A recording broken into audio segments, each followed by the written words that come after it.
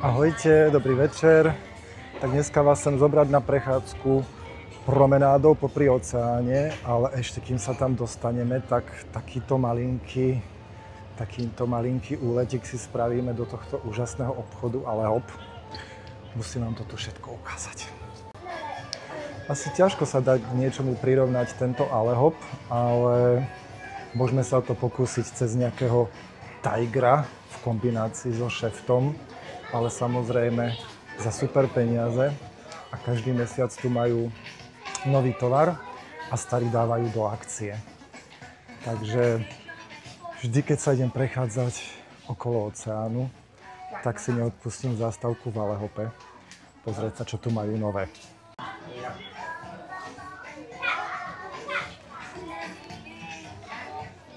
Milovníci zápisníkov a zošitov by si tu určite prišli na svoje.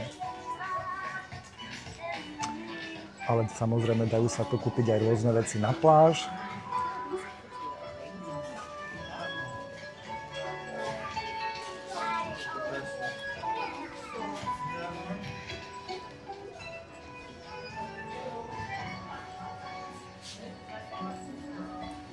Čauko.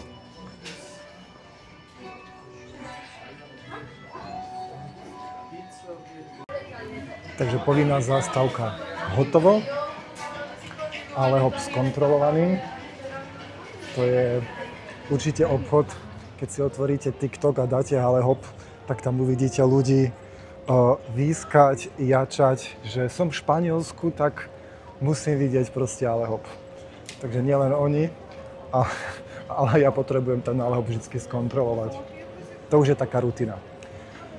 Ideme teda promenádou popri oceáne, pomaličky, z Costa Adeje, dúfam, že smerom až na koniec La Caleta. Sú to nejaké 4 km tam, 4 km späť. Myslím si, že už není ďaleko od západu slnka, ale neviem, že či dneska bude západ slnka pekný, lebo konečne po dlhom čase boli dneska mraky a teplota zišla pod 30 stupňov. Takže to už môžem ísť aj ja na tú promenádu sa večer poprechádzať, aj keď ešte nejaké kvapky potutu ešte stále naskakujú. No pozrite. Idem vám ešte ukázať tento koniec Faňabe pláže s touto nádhernou promenádou s nápisom Costa Adeje. A za ním sa už nachádza nádherná pláž Duque s obrovským množstvom 5-hviezdičkových hotelov.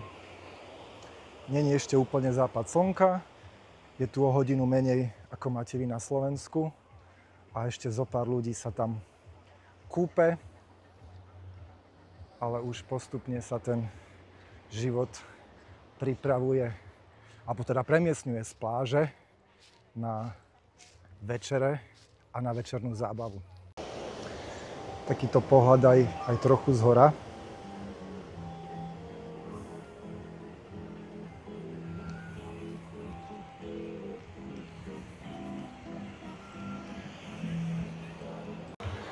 Takýto pohľad z opačnej strany. Takže táto zóna je v podstate celá Costa Adeje a tam ďalej to, čo vidíte v pozadí, je Las Americas. Tam je oveľa dynamickejšie prostredie, sú tam diskotéky, zábavy, žúrky, ale ja som sa dneska rozhodol, že tam vás nezoberem, ale že vás zoberem presne opačným smerom, smer kľud, pokoj a si myslím, že pri západe slnka je to asi tá najlepšia voľba ísť kľudnou promenádou. Obľúbený fotospot, kde sa ľudia chodia fotiť s výhľadom na oceán, ale len kúsok ďalej, doslova do písmena za rohom, sa už nachádza takýto obrovský dom. Je to dom rodiny Puig, ak sa to teda číta tak správne. A je to rodina, ktorá v tejto časti vystavala asi najviac hotelov alebo apartmánových komplexov. Takže je to aj na tom cítiť. Pred plážou Duque je ešte takáto zátoka. a o pár minút už. Dneska je úplne super, lebo tá promenáda není taká zaľudnená, ako zaľudnená býva, takže je to naozaj že fajn, že človek tu nenaráža do ľudí a hore vidno tie oblaky, ktoré sú v podstate od dnes. A sa veľmi teším, lebo konečne naozaj to počasie je také, že môžem tu existovať. No a tu je výhliadková loďka. Tu sa nám už vracajú z výhliadkovej plavby za veľrybami a za delfínmi. Bol to asi posledný turnus, predpokladám, že vyrážali okolo 16. a už sa vracajú do prístavu, ktorý je úplne že kúsok tu. Pred samotnou Duke pláž je ešte takáto zelená trávnatá plocha, ktorú pravidelne ľudia využívajú na rôzne typy športov.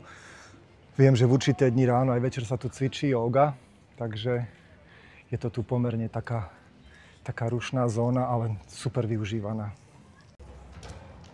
Malinkú chvíľu vám ukážem Playa del Duque. Za mňa asi najkrajšia pláž v tejto časti v lokalite Costa Adeje, ktorá bola otvorená alebo vybudovaná v roku 2016, takže je to pomerne nová zóna. Ako som už spomínal predtým, je tu plná 5-hviezdičkových hotelov, kde keď som naposledy pozeral, že koľko tam stojí izba, tak pod 1000 eur tam naozaj nič nebolo. Takže tiež už sa tu ľudia zberajú z dnešného kúpania. Už to postupne zabalujú, lebo už trošku je cítiť, jak sa dneska ochladilo, že už ten vzduch je taký svieži, alebo sviežejší. Takže už by som teraz nechcel ísť do oceánu, aby ma to tam ešte prefúklo. Nefúka tu moc v tejto časti, ale sme na oceáne, takže vždy nejaká... Trošku som to zakrikol s tou prázdnotou tej promenády, takže tu sa nám to už zaplňa. Ale chcem vám ešte ukázať tú pláž Duque aj z iného pohľadu, alebo teda z iného uhlu, že ten život tu predsa len ešte nejaký je. A to je ten dom, čo som vám ukazoval z druhej strany. No a pláž Duque má dve časti. Táto je z dovezeného saharského piesku a v nejakej časti sa potom láme do druhej polovice Duque Norte a tam je sopečný tmavý piesok. Na túto pláž je doslova do písmena nalepený hotel Bahia del Duque, kde bol prednedávnom aj československý ples s tou kauzou, ktorá sa dostala až do českých a slovenských médií. Ale nemusíme sa tomu teraz vôbec venovať. A tam hore je taká nádherná vežička, ktorá patrí do toho areálu. Odtiaľ to asi neúplne uvidíme, že majú tam aj také nejaké observatórium na pozorovanie nočnej oblohy, ale trošku tam niečo také biele, taká kúpolka trčí. Krásny hotel, nádherný hotel. Keď som tam bol, tak sme sa naozaj všetci zhodli, že to je tak obrovské a tak pekne spravené, že už asi rozumieme tým ľuďom, ktorí sem prídu na týždeň a nevytiahnu odtiaľ ani nohu. Takže tak. A susedný hotel má zase veľmi pekný vchod, ktorý je urobený ako také shopping centrum, ale veľmi, veľmi pekné a je to taká ochutnávka španielskej architektúry. Takže za malú chvíľočku sme tam. Nemôžem si odpustiť ešte tento posledný pohľad na pláž Duque, ale tu vám ukazujem tú predeľovaciu hranicu medzi tou svetlou plážou, kde je ten saharský piesok, a medzi tou tmavou časťou, kde je ten vulkanický piesok. Takže ešte posledný záber na Duque. Krásne osvetlenú slniečkom. Veľa ľudí sa ďalej to aj cez deň aj podvečer prechádza a ten vchod do toho shoppingu je celkom taký nenápadný, alebo keď človek nevie, asi by ani úplne netušil, že sa tam dá vojsť a že je to tam také pekné. Takže hneď pri vchode zmrzlina musí byť,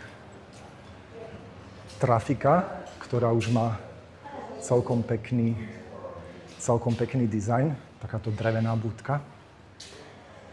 Sú tu rôzne butiky, ale aj takéto nádherné zákutia s otvorenou strechou.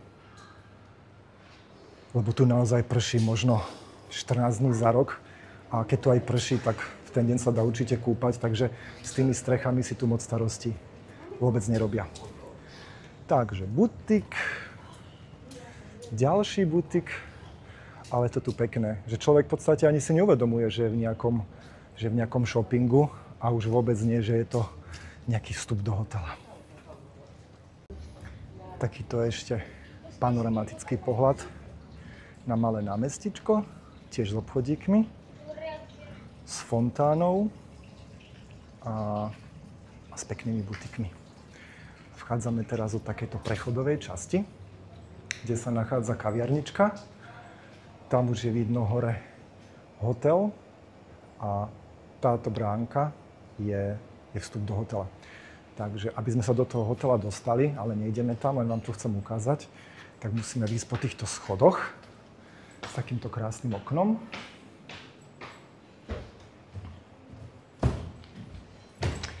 A dostaneme sa o poschodie vyššie a ľudia, ktorí majú hotelovú kartičku alebo čipy, tak touto bránkou sa z pláže Del Duque dostanú do ich hotela. Pomaly sa blížime k východu z tohto pekného priestoru.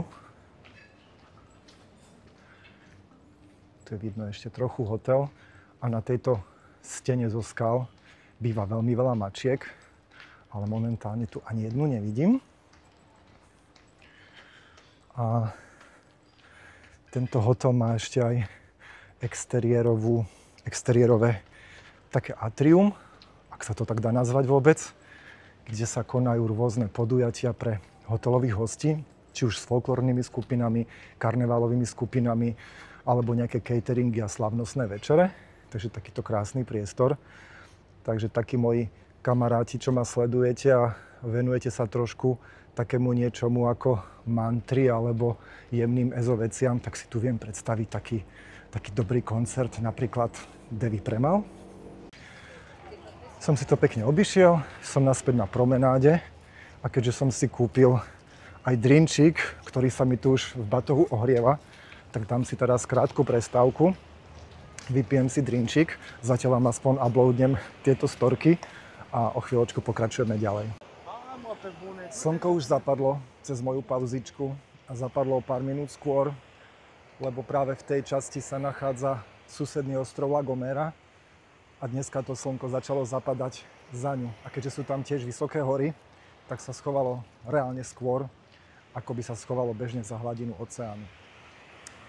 Takže naozaj musím utekať, aby som ešte stihol vám niečo ukázať predtým, ako sa úplne zotmie. Tu sú posledné zvyšky čiernej Duque pláže. Práve v tomto bode skončila Duque pláž a tu sa nachádza ani nie pláž, ale skôr taká kameninová pláž, kde, neviem, aspoň ja to volám, že to je zenová pláž, lebo sú tu porobené takéto rôzne vežičky s kameňou. Neviem, komu sa to tu chcelo robiť, alebo kto sa tu o to stará, ale tých vežičiek je tu strašne veľa. Trošku sa znížim, aby to bolo vidno. Takže plná pláž nastohovaných kameňov. Popri tej promenáde sa samozrejme vyskytujú rôzni pouliční predajcovia aj ručne robených vecí, ktoré robia doma a hľadajú nejaký spôsob, ako sa tu uživiť. Ale je tu aj takýto pánko, opiera sa tam o tú palmu, ktorý tu robí takéto nádherné sochy z piesku. Neviem, či sa mi to podarí až úplne tam blízko sa dostať, ale myslím si, že to akože vidíte. Má tam svoj klobúčik, môžu mu tam ľudia prispieť a už niekto mi to rozprával, že s ním konverzoval a on mu povedal, že na čo by chodil do zamestnania, na čo by robil nejaké blbosti, keď takýmto typom práce si zarobí celkom slušné peniaze. Tento smer promenády, alebo túto časť medzi Costa Adeje a La Caletou mám naozaj veľmi, veľmi rád, lebo je to taká časť, kde sa pomaly každý kúsok to prostredie veľmi mení. Išli sme koncom Faňabe, potom sme prešli časť Duque, shopping centrum a teraz vás chcem zobrať ešte, kým aspoň trošku svetla je, na takúto vyhliadku Mirador, ktorý tu otvorili naozaj len prednedávnom. Myslím si, že aj to prihlásili do nejakej architektonickej súťaže. No, neviem, či úplne sa mi podarí dostať sa až na koniec, teda mne sa to podarí, ale aby to aj pre vás malo nejaký zmysel, tak z jednej strany je tu vidno ďalší rezort 5-hviezdičkový s bazénmi. A našťastie tie telefóny to aké share už vedia celkom dobre kompenzovať, tak aspoň z toho nejaký zážitok máte. A ja sa im trošku ešte vyšplhať na tento Mirador týmito krásnymi uličkami s výhľadmi. Inak boli sme tu presne, teda neboli sme tu presne, už som sa povedať, že boli sme tu na Silvestra pozerať ohňostroje, ale to sme boli inde, ale sme si povedali, že tento rok na Silvestra pôjdeme pozerať ohňostroje práve odtiaľto. Blížim sa už k vrcholu tejto vyhliadky po španielsky Mirador, kde už nejakí ľudia si robia fotečky. Predpokladám, že čakali na západ slnka, ale ten výhľad je tu stále pekný. Aj na krásnu rybárskú dedinku La Caleta, kde chcem dnes skončiť, ale aj na časť, ktorá sa volá Las Americas v diaľke, Costa Adeje a nádherné sú dneska oblaky. A Roque del Conde, to je táto hora pred nami, ktorá je vysoká 1003 metre, tak jej špic je dneska zahalený, alebo vrchol je dneska zahalený v oblakoch, čo je super. Už naozaj začína byť riadna tma. Teraz som v časti pri pláži, ktorá sa volá Enramada.